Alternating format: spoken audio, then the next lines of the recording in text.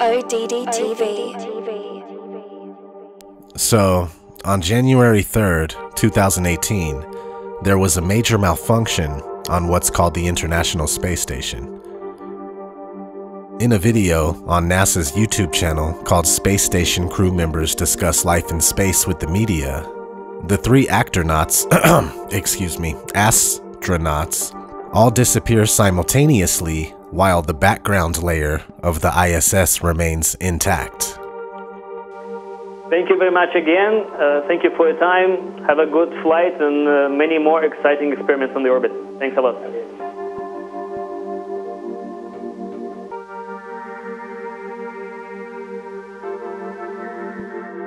Station, this is Houston ACR. That concludes the event. When you look at this thing, this, and the actors, they are the only things that mess up. Watch closely.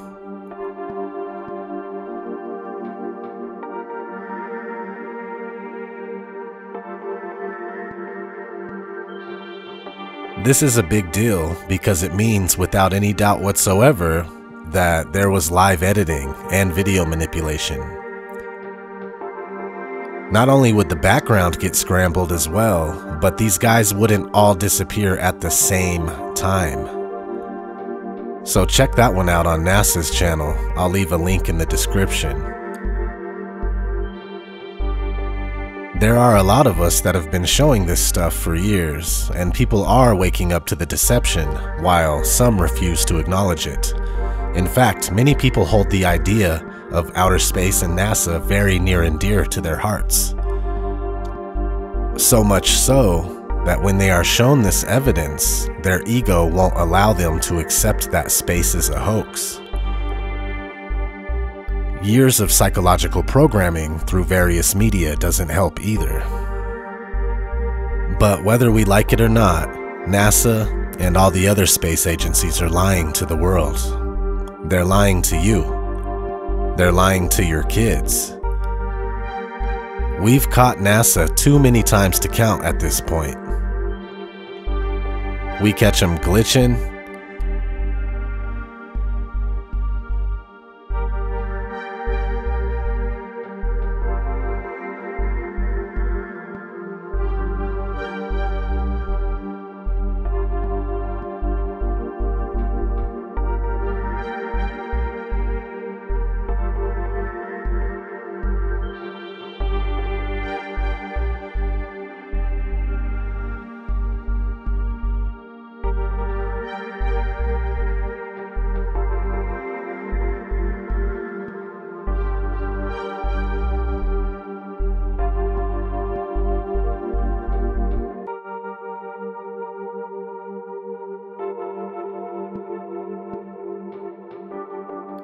There's this one video where the actor is going around a corner and he is faded out before making it completely out of the viewer's sight.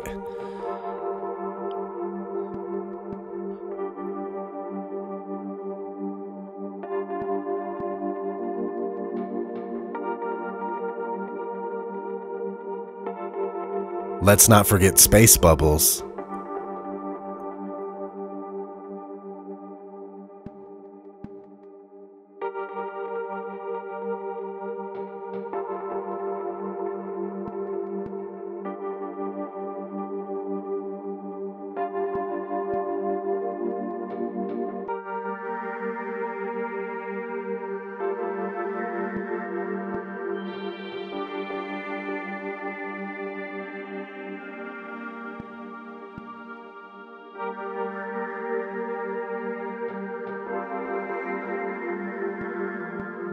Dave Williams about to move out of the Quest airlock. Those particles that you see emanating from the airlock is said by the EVA officer Paul Baim in Mission Control to be particles of water from the crew's sublimators on their spacesuits. A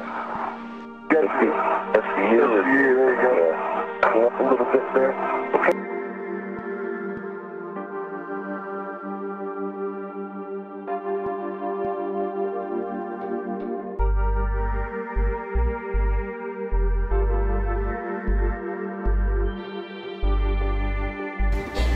So many times during spacewalks outside the International Space Station, we can see air bubbles rising up. Can you touch on how there are air bubbles in space? Can you be more specific? Air bubbles? So yeah, like a lot of times during the footage, the NASA footage, you can see bubbles coming up out of the helmets or kind of from underneath you. How do you explain bubbles in space? Yeah, I'm not sure exactly what you're talking about. Oh, and it just happens that actors train in an underwater tank.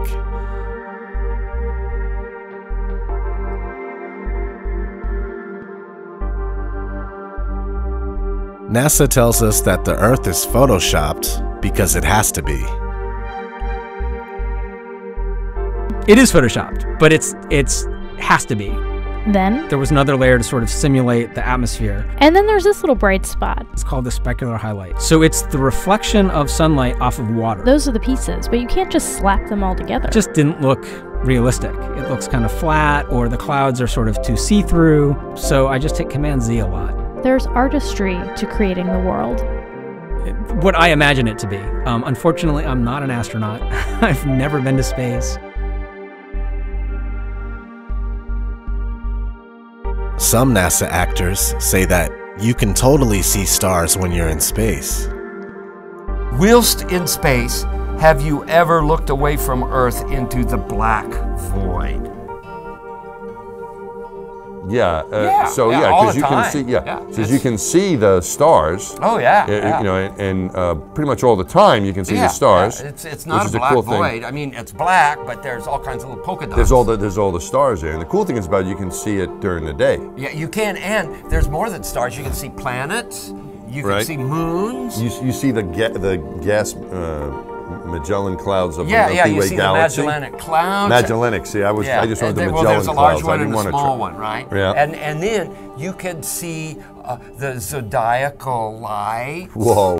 But the NASA actors from 1969 say that you can't see the stars in space. We were never able to see stars from the lunar surface or on the daylight side of the moon by eye without looking through the optics. I don't recall during the period of time that we were photographing the solar corona what stars we could see. I don't remember seeing any. You can see the stars. Oh yeah. You know, and pretty much all the time you can see the stars. I don't remember seeing any. NASA says that we can't leave low Earth orbit.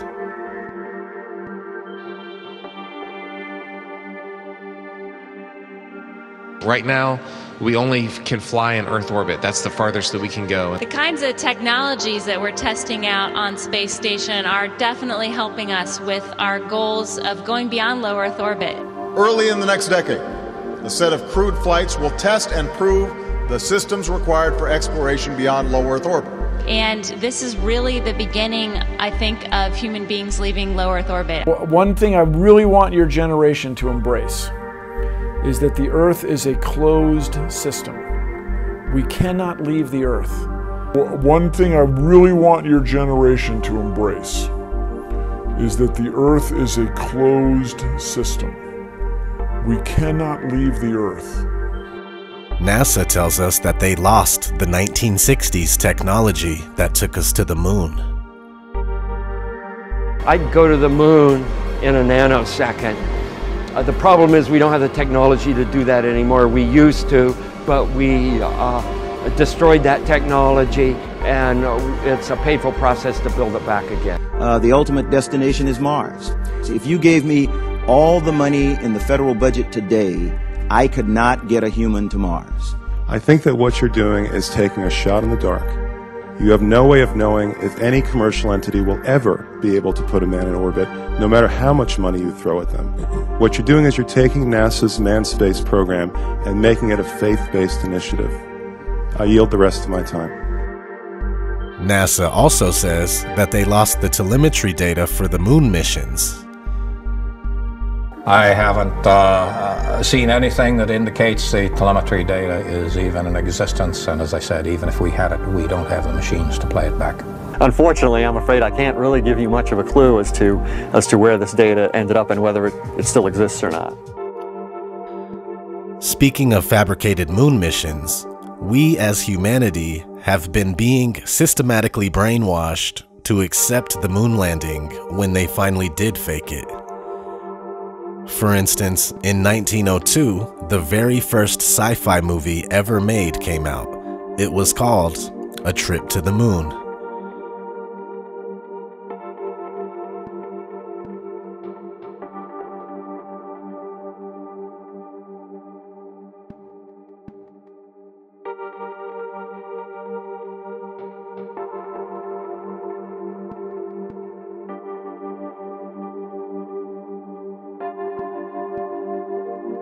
The guy who made this, George Méliès, made all sorts of similar short movies around the same time. The Astronomer's Dream,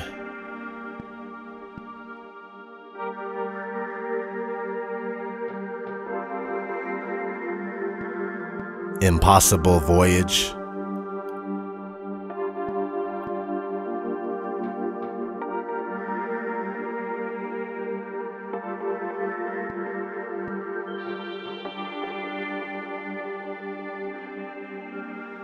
Courtship of the Sun and Moon,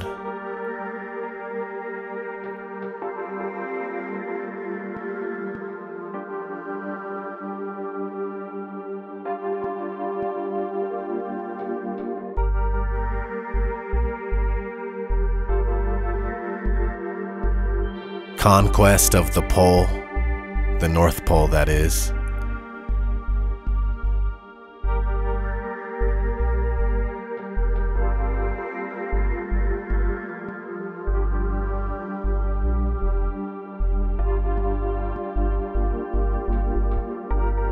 Anyway, more pre-moon landing movies that conditioned us mentally were Destination Moon from 1950,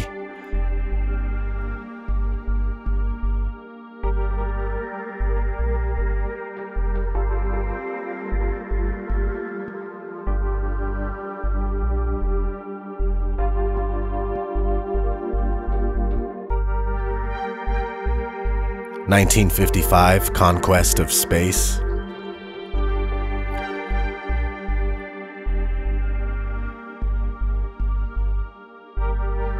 1958, From the Earth to the Moon. That's the same year NASA was established. 1960, 12 to the Moon.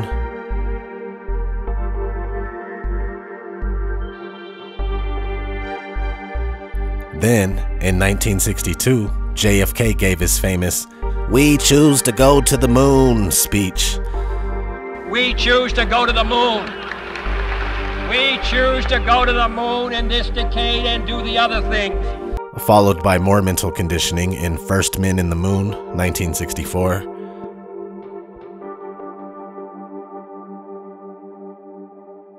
And Jules Verne's Rocket to the Moon in 1967. In 1969, NASA goes to the moon for the first time, where President Nixon talked to them on the phone with no problem. Hello, Neil and Buzz. I'm talking to you by telephone from the Oval Room at the White House. And this certainly has to be the most historic telephone call ever made from the White House. I just can't tell you how proud we all are of what you have done. For every American, this has to be the proudest day of our lives. Only there is a problem. Nixon would not have been able to talk to them because the moon is supposedly 238,000 miles away. From then on, most of the world believes that NASA really goes to a place called outer space, and anyone that disagrees is an ignorant conspiracy nut lacking in education. It's not all their fault though. The propaganda is rampant. In 1981, MTV launches and does their first broadcast with the use of NASA imagery. 7, 6, 5, 4. We've gone for main engine start. We have main engine start.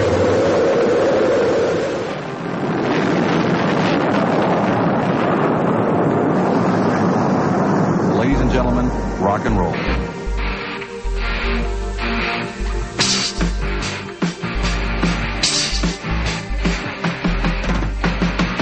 MTV even uses an astronaut on the moon as the logo for movies.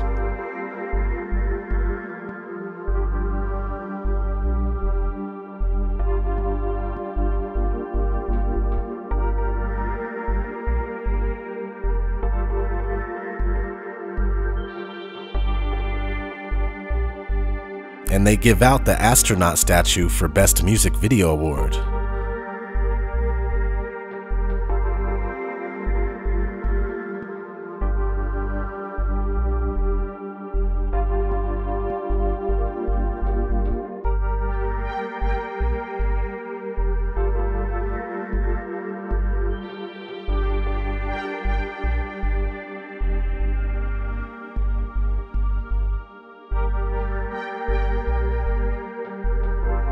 This is because MTV is ran by Freemasons. They even operate out of a Freemasonic temple.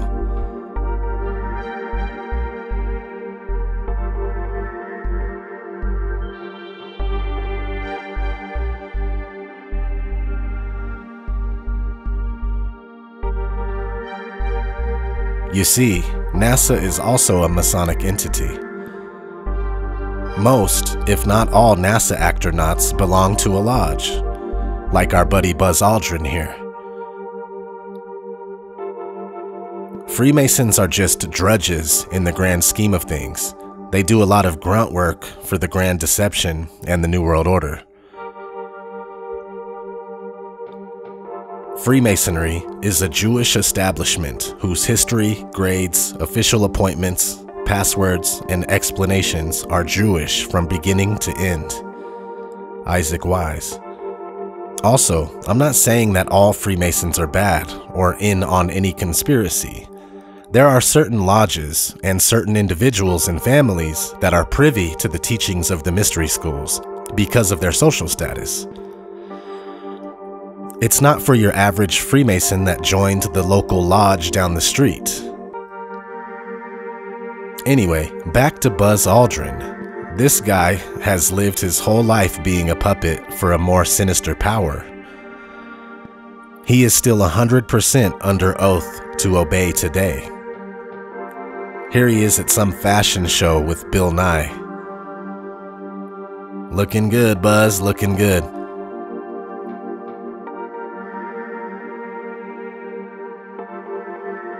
Speaking of Bill Nye, this guy was an actor on a sketch comedy show called Almost Live before being picked up by Disney in 1993.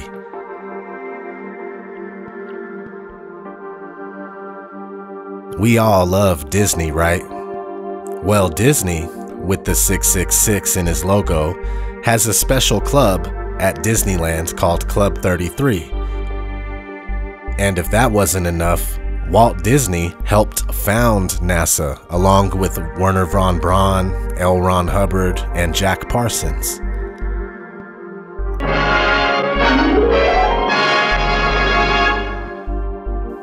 Here to introduce you to this new series is Walt Disney.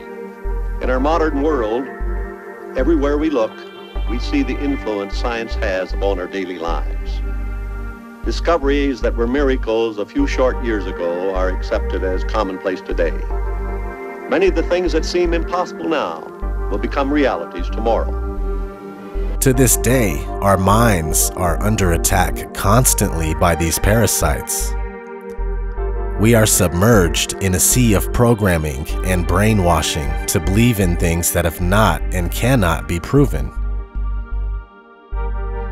They want us to believe that Earth is the result of an accidental Big Bang that gave way to life of single-celled organisms that eventually turned into fish, then amphibians, then monkeys, and then us. We are told that we live on a rock that spins as it flies through outer space, and at any moment, we can be destroyed by an asteroid or invaded by aliens. They say that one day the sun will die out and all of this is over.